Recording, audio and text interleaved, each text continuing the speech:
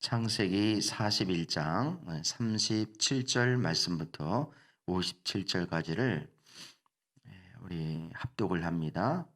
37절 같이 읽겠습니다. 바로와 모든 신하들은 이 제안을 좋게 여겼다. 바로가 신하들에게 말하였다. 하나님의 영이 함께하는 사람을 이 사람 말고 어디에서 또 찾을 수 있겠느냐? 바로가 요셉에게 말하였다. 하나님이 너에게 이 모든 것을 알려주셨는데 너처럼 명철하고 슬기로운 사람이 어디에 또 있겠느냐? 내가 나의 집을 다스리는 책임자가 되어라. 나의 모든 백성은 너의 명령을 따를 것이다. 내가 너보다 높다는 것은 내가 이 자리에 앉아 있다는 것뿐이다. 바로가 또 요셉에게 말하였다. 내가 너를 온 이집트 땅의 총리로 세운다.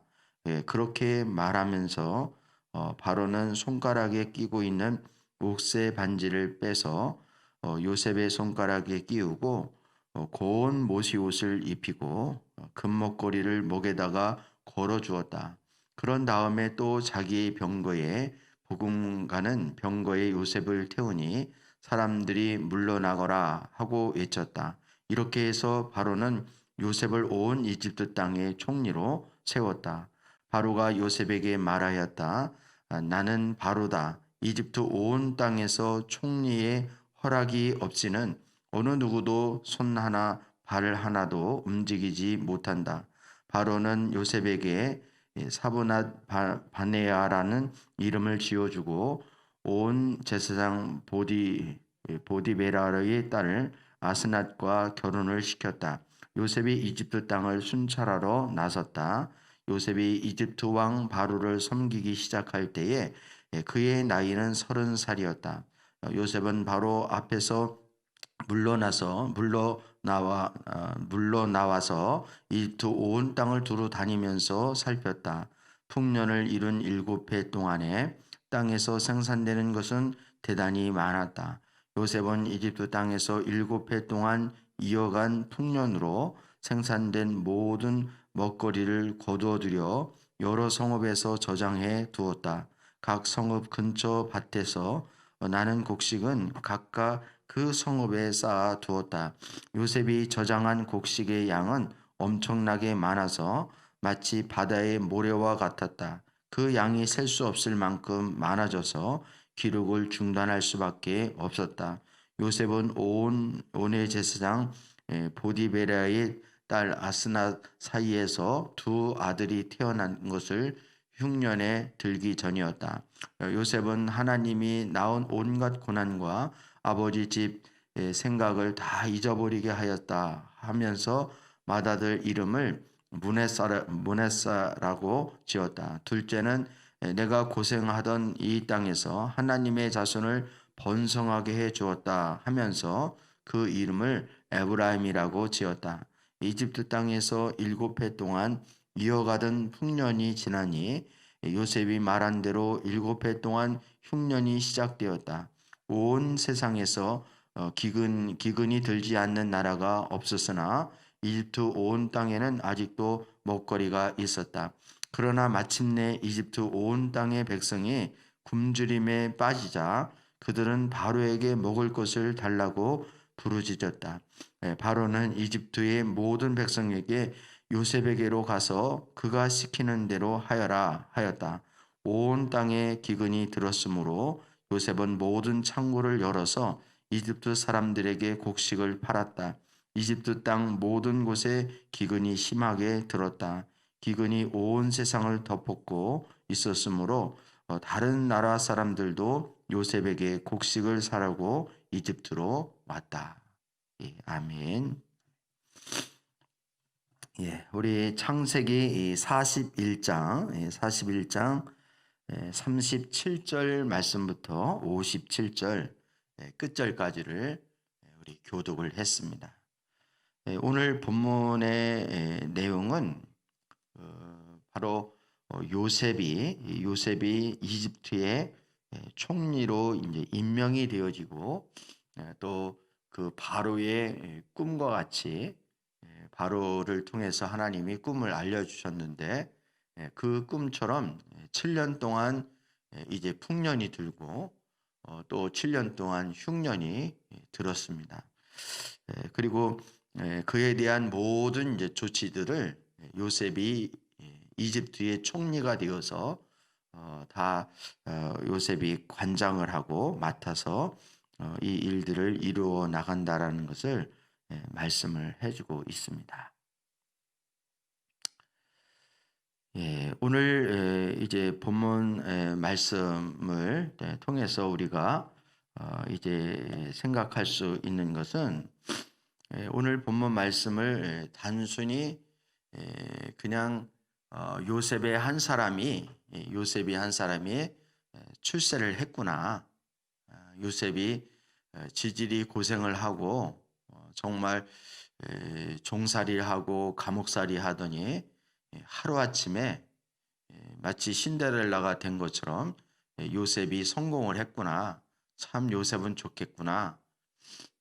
사실 요셉 한 사람의 잘 되는 그 어떠한 스토리를 지금 이야기하려고 성경이 이게 기록한 것이 아니라는 사실을 우리는 기억을 해야 하는 것입니다. 물론 표면적으로 보면 이 말씀을 내용을 보면 그 말이 맞죠.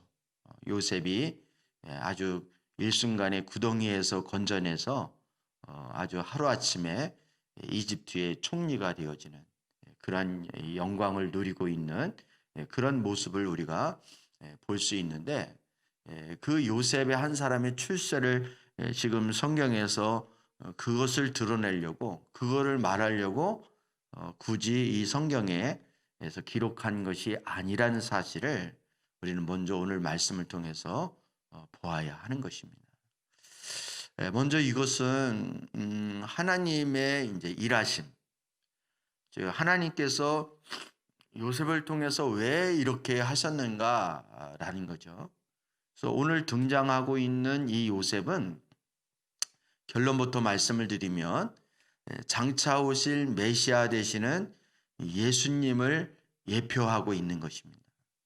예수님을 예표하고 있는 거예요. 그러니까 예수님이 첫 번째 아담이었던 아담이 하나님이 사람을 창조하실 때 첫 번째 아담을 창조하실 때 생육하고 번성하여 땅에 충만하여라.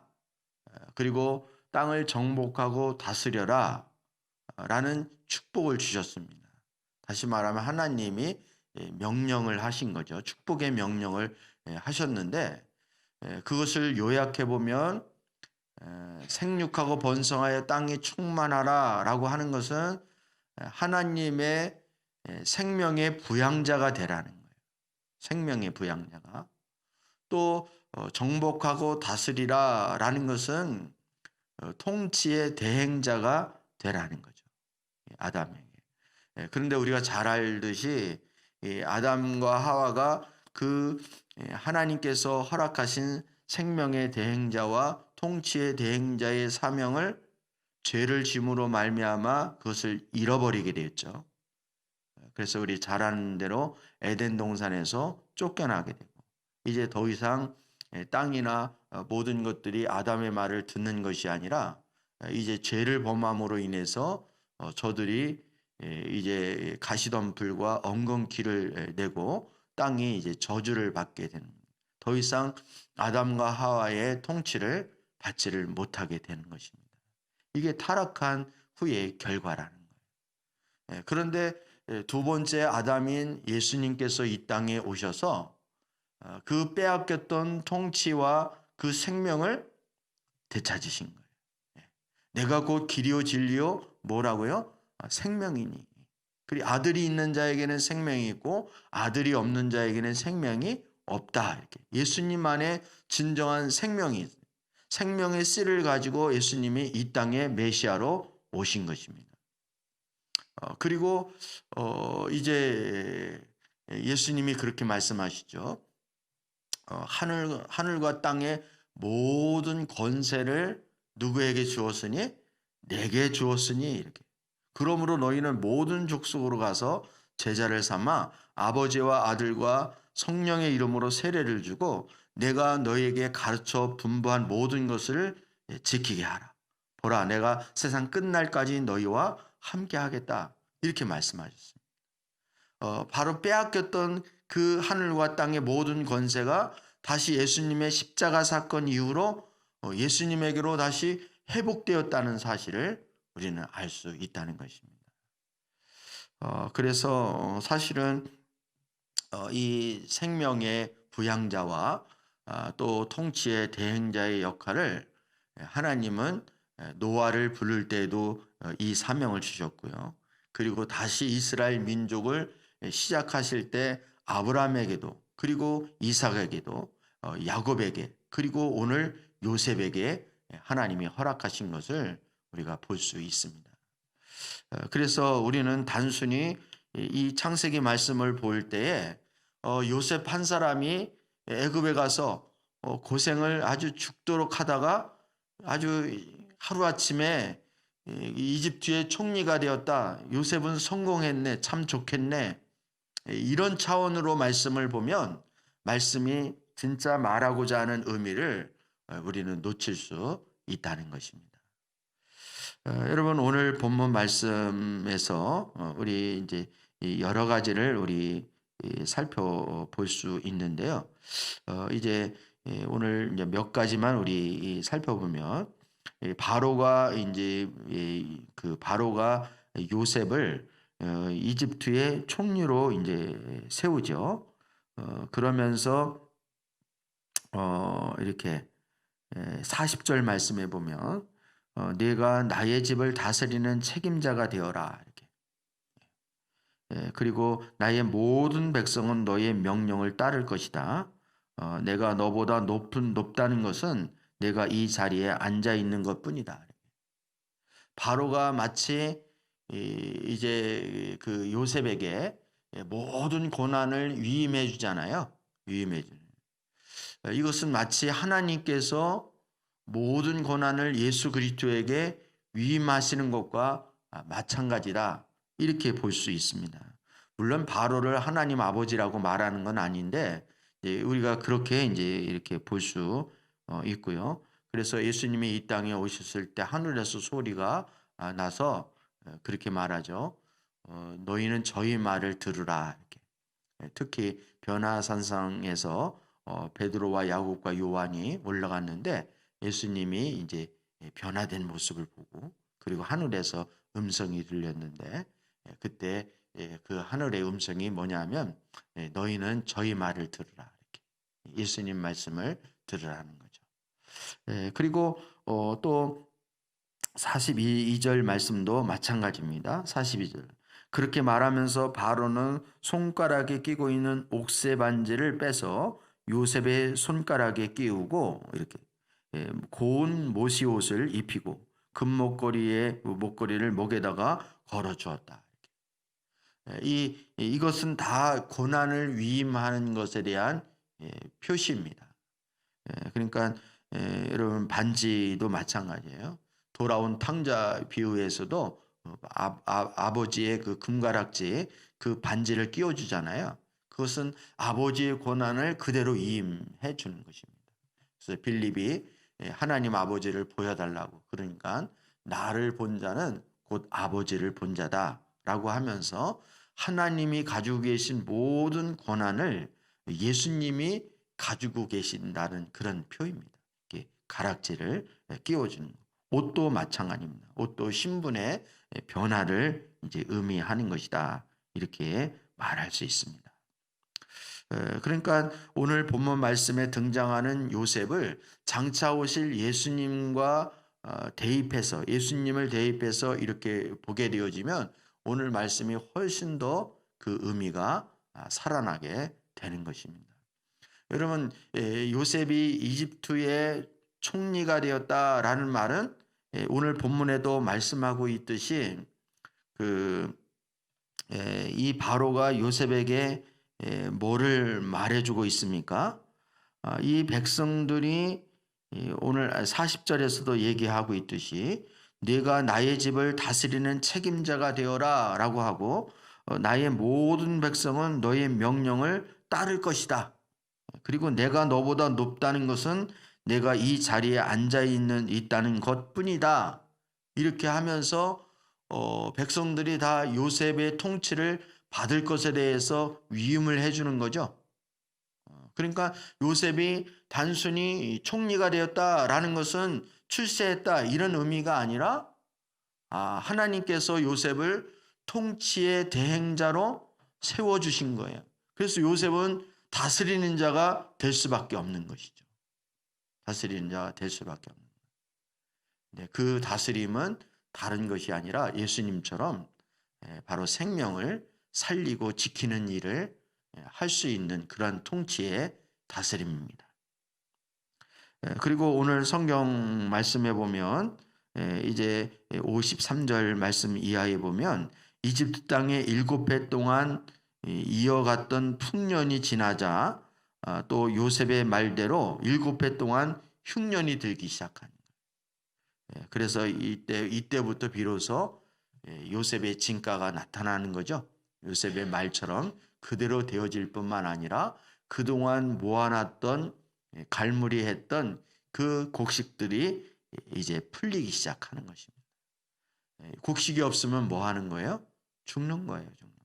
그러니까 생명의 부양자의 모습을 하나님은 요셉을 통해서 보여주고 있는 것입니다. 이것은 비단 이집트만이 아니라 그 근방에 있는 모든 나라들이 기근이 온 세상에 뒤덮고 있었으므로 다른 나라 사람들도 요셉에게 곡식을 사려고 이집트로 왔다 이렇게 말해요. 성경이 그렇게 바로에게 곡식을 사려고 왔다 이렇게 표현하지 않고 요셉에게 곡식을 사려고 이집트로 왔다 이렇게 표현합니다.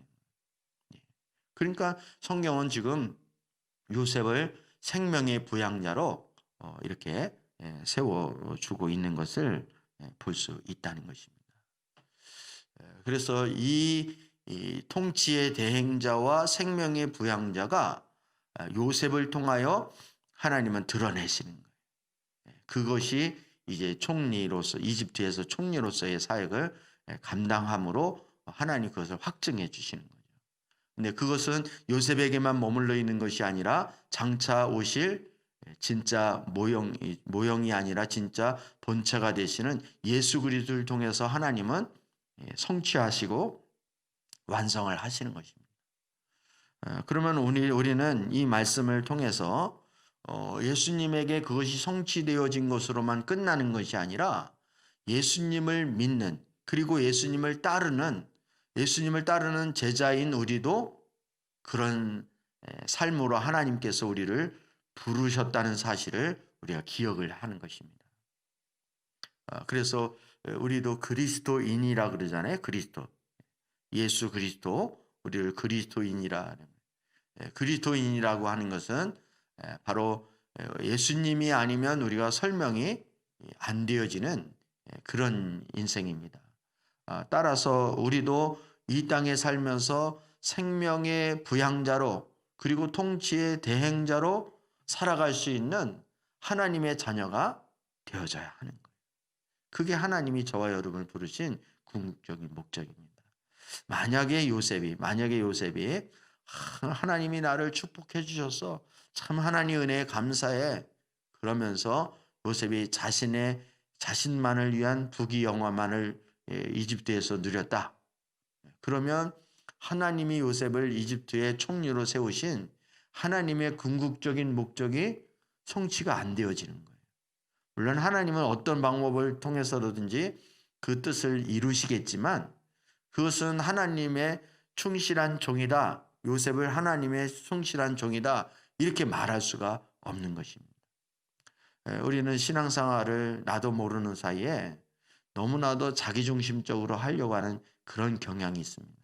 그래서 하나님의 뜻이 무엇인지 하나님의 의도가 무엇인지 이런 부분들을 잊어버리고 살 때가 많이 있는 거예요. 근데 여러분 우리의 사명은 바로 이 시대에 하나님의 생명의 부양자와 통치의 대행자로 우리도 그런 부르심을 받았다는 사실을 꼭 기억할 수 있기를 주님의 이름으로 축복합니다. 그래서 작게는 우리가 선교지를 위해서 기도하고 또 요일별로 우리가 이렇게 열방을 위해서 기도하는 것도 그 사명 감당하기 위해서 하는 거예요. 그리고 축복 대상자를 정하여서 우리가 그들을 이름을 하나님 앞에 올려드리면서 그 영혼을 구원하기 위해서 애쓰고 힘쓰고 또 필요를 채우면서 사랑으로 섬기는 이유도 바로 이것을 감당하기 위해서 그렇게 하는 것입니다. 그래서 우리는 내가 직장 생활하는 거, 또 공부하는 거, 사업하는 거, 이게 내가 본업처럼 그렇게 느껴지잖아요. 그리고 그것이 전부인 것처럼 그렇게 생각이 되어지고, 신앙생활 하는 건 일주일에 한 번씩 주일이면 교회 가서 예배드리고 또 뭐 정해진 헌금하고 그러면 충분하다 이런 생각을 할지 모릅니다. 그렇지만 절대 그것은 우리가 하나님의 관점에서 우리 자신의 인생을 이렇게 해석을 하는 것이 아니라 자기 중심으로 하는 거예요. 자기 중심으로. 사업을 한다 하더라도 공부를 한다 하더라도 우리는 먹든지 마시든지 무엇을 하든지 하나님의 영광을 위해서 부르심을 받은 그런 존재라는 사실을 꼭 기억할 수 있었으면 좋겠습니다. 우리가 잘못 착각하는 것 중에 하나가 그 목사님이나 선교사님이나 특별한 사람들만 하나님 부르심을 받은 것이고 우리는 각자 이 땅에서 주어진 환경 속에서 내가 그냥 열심히만 최선을 다해서 살기만 하면 그러면 된다 이런 생각을 가지고 있습니다. 여러분 그렇지 않습니다. 우리의 생명을 주신 분이 하나님이시고 우리를 선택하고 불러주신 분이 우리 하나님이시라는 사실을 기억을 해야 됩니다. 물론 사역적인 측면에서 직분적인 측면에서 다 사람마다 다를 수는 있지만 하나님 앞에는 다 똑같은 거예요. 목사나 아니면 선교사님이나 아니면 일반 성도님이나 다 하나님 앞에 똑같이 부르심 받은 거예요. 그런 의미에서 우리가 무엇을 하든 어디에서 무엇을 하든 사명감을 가지고 우리가 감당할 수 있는 하나님의 자녀들이 다 되어질 수 있기를 축복합니다.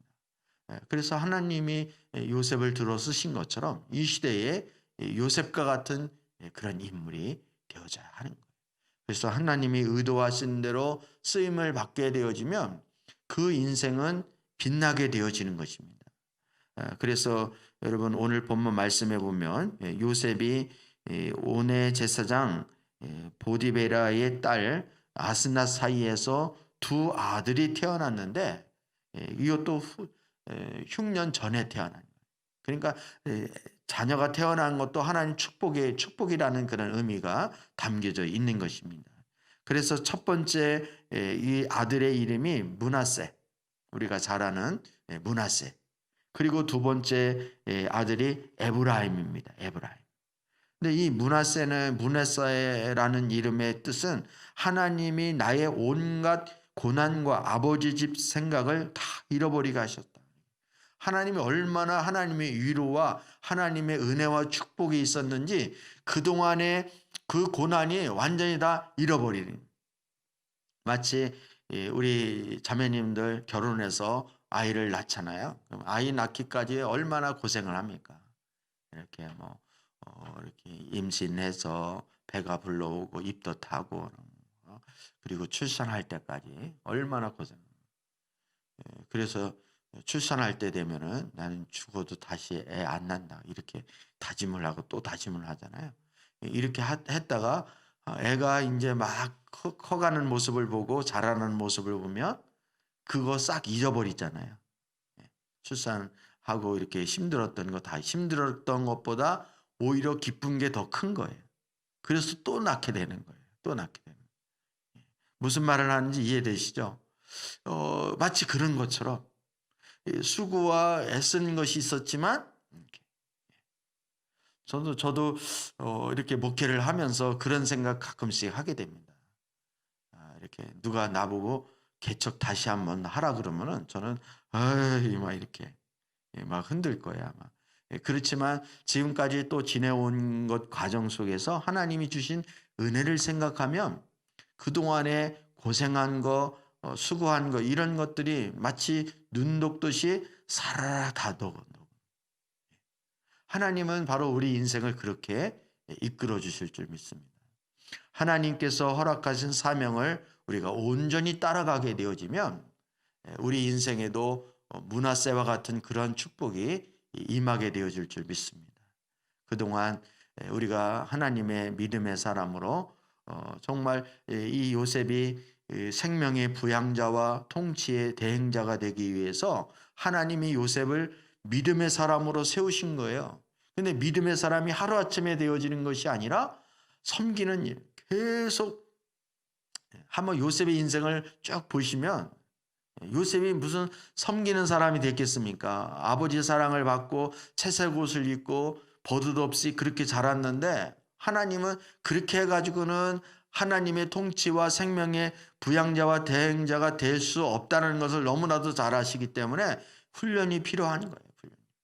그래서 계속 보디발의 집에서 이렇게 총리도 이거 계산하고 집안 하나 다스리는 이거 하는 것서부터 훈련을 받는 거예요. 그리고 옥살이 하는 것도 그렇고 그게 더 커져서 온 나라를 이제 통치할 수 있는 이제 실력이 거기서 배양이 되어지는 것입니다. 이렇듯 하나님께서는 참 놀라. 어느 것 하나 하나님이 그냥 우리 인생을 헛하게 지나게 하는 법이 없습니다. 지금은 왜 나를 여기서 썩게 만드느냐? 왜 나를 이 구덩이에서 건져내지 않느냐? 요셉이 느낄 때는 보디발의 집에 있는 것도 구덩이였고 옥살이 하는 것도 요셉에게 있어서는 구덩이라고 생각했지만 하나님 편에서는 그 구덩이에서도 역시 여전히 일하고 계셨던 거예요. 참 놀랍지 않습니까? 여러분 이런 거 얘기하자면 한두 끝도 없어요. 모세 같은 경우도 마찬가지예요. 요셉이 40세 되던 해에 하나님이 안 쓰시고 이렇게 아라비아 그 미디안 광야로 요셉을 하나님이 요셉이 아니라 모세를 이렇게 광야 생활을 하게 되잖아요. 근데 왜 그 광야로 하필이면 왜 광야로 쫓을까? 이해가 안 되죠. 근데 나중에 보니까 이스라엘 백성들을 광야로 인도할 때 다 거기가 옛날에 지금 본인이 뭐 했던 터전이에요. 40년 동안 그 광야에서 훈련받았던 그 터전이 그 이스라엘 백성들을 모세가 인도했던 그 광야입니다. 그러니까 얼마나 손바닥 들여다보듯이 잘 보았겠어요. 우리는 잘 몰라요. 왜 지금 내가 이 자리에서 있는지, 왜 내가 여기서 썩고 있는지. 썩고 있는 게 아니라 하나님이 지금 나를 세우시고 계시고 훈련시키고 계시고 나를 준비시키고 계십니다. 여러분 끝까지 처음부터 끝까지 하나님만을 신뢰할 수 있는 하나님의 자녀가 되어질 수 있기를 축복합니다. 그리고 둘째 52절 말씀해 보니까 둘째 이름이 에브라임이에요. 에브라임은 내가 고생하던 이 땅에서 하나님이 자손을 번성하게 해주셨다 이렇게 하나님 축복해 주셨다는 거죠. 번성하게 해주셨다 이렇게. 여러분의 삶에도 이런 에브라임의 은혜가 축복이 임하기를 주님의 이름으로 축복합니다. 그래서 우리가 하나님의 사명을 따라가게 되어지면 이 요셉처럼 므낫세와 그리고 에브라임의 축복이 임하게 된 것처럼 우리 모두에게도 이런 은혜가 임할 수 있기를 다시 한번 주님의 이름으로 축복합니다. 여러분 우리는 절대로 자기 중심에 빠지면 안 돼요. 그래서 내가 잘 되어줘도 이거는 나 한 사람만의 문제만이 아니라는 거예요. 우리는 이게 아주 습관화가 되어서 예를 들어서 돈이 생겼다 아니면 어떤 뭐 생겼다 그러면 우리는 먼저 나에게만 적용을 하는 거예요. 하나님 날 사랑하셔서 하나님이 나를 축복해 주셔서 이렇게 해주셨다고. 근데 우리는 한 번 더 정신을 차리고 돌아봐야 하는 거예요. 하나님 나를 통해서 누구를 또 섬기게 하려고 하는 건 아닌가. 이게 다 몸에 배에 있어야 되는 거예요. 그래서 생명의 부양자로 통치의 대행자로 살아가는 자의 자세가 되어져요. 여러분 부모도 우리 가정에서 부모 역할을 하는 것도 다 생명의 부양자가 되는 것이고 통치의 대행자로 살아가는 거죠. 부모가 돈 생기면 자기 혼자 나 여행 가야지. 나 혼자 맛있는 거 먹어야지. 이럴 부모가 어디 있습니까? 돈이 생기거나 뭐가 잘 되어지면 가족을 먼저 생각하게 되잖아요. 이거 우리 가족을 이거 가지고 우리 가족 뭐를 해야 되겠다.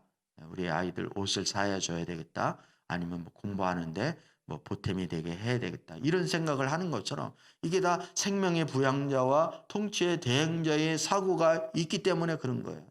부모의 마음으로. 따라서 우리도 그런 자세로 세상을 살아갈 수 있는 하나님의 자녀가 되어져야 하는 거예요. 그래서 신앙생활을 늘 이 훈련이 해야 돼요.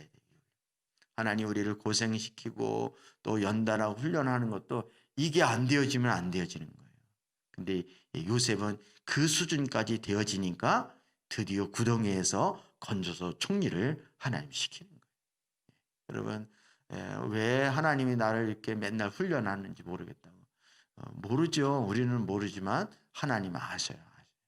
우리가 아직 준비되지 못한 부분이 있다면 겸손하게 우리를 돌아보면서 하나님에게 원망할 것이 아니라 우리 스스로를 돌아보고 또 하나님 은혜를 구하는 저와 여러분 되어줄 수 있기를 다시 한번 주님의 이름으로 축복합니다. 오늘 말씀을 기억하며 우리 기도로 함께 나아갔으면 좋겠습니다. 하나님 아버지, 요셉을 이집트의 총리로 세운 것은 단순히 요셉 한 사람을 이렇게 성공시키고 요셉 한 사람을 잘 먹고 잘 살게 하기 위한 것이 아니라는 사실을 깨닫게 해주셔서 감사를 드립니다. 우리도 생명의 부양자로 또 통치의 대행자로 살아갈 수 있는 하나님의 자녀가 되기를 간절히 원합니다. 오늘 말씀을 기억하며 우리 함께 기도로 나아가시겠습니다. 살아서 역사하시는 하나님 아버지, 오늘 요셉을 통하여 장차 오실 메시아 되시는 예수님을 보게 해주셔서 감사를 드립니다. 하나님 아버지, 성경이 곧 내게 대하여 기록한 것이라고 주님 말씀해 주셨습니다. 아버지, 요셉을 통하여 요셉만을 보는 것이 아니라 예수님을 볼 수 있게 하여 주시옵시고 또 하나님의